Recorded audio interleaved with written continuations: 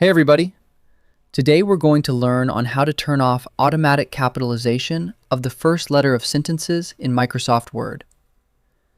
Disabling this default behavior gives you complete control over your text layout, preventing Word from forcing uppercase letters when you are typing code snippets, formulas, or minimalist brand text. First, open Microsoft Word, look at the top left corner of the interface menu, and click on File. Move to the absolute bottom of the left-hand navigation sidebar panel and select Options. A detailed configuration window will pop up on your screen. Click on the Proofing tab located near the top of the sidebar list.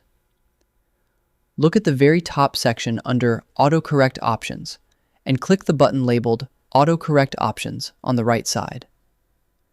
A new compact utility window will open automatically, displaying the primary autocorrect configuration menu tab.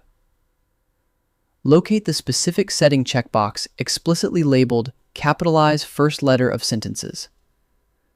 Click the tracking box to uncheck it and completely turn off the automatic capitalization engine.